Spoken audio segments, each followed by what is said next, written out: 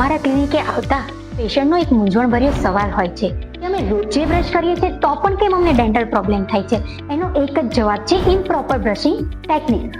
હું ડૉક્ટર અક્ષિકા માંગુકિયા. તો ચાલો આજે જાણીએ પ્રોપર બ્રશિંગ ટેકનિક.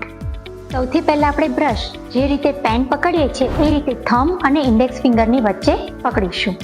ત્યારબાદ આપણે બ્રશને દાંત અને પેઢાના જંકશન પાસે 45 ડિગ્રી પર રાખશું અને પછી એને સર્ક્યુલર મોશનમાં પાછળના દાંતથી લઈને આગળના દાંત તરફ આવશું.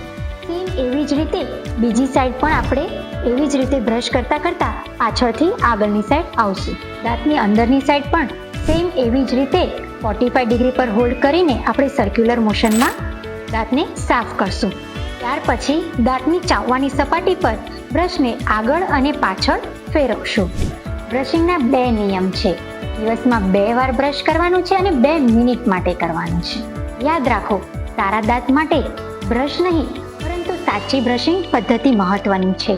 આવી વધુ જાણકારી માટે અમને આજે જ ફોલો કરો. Thank you.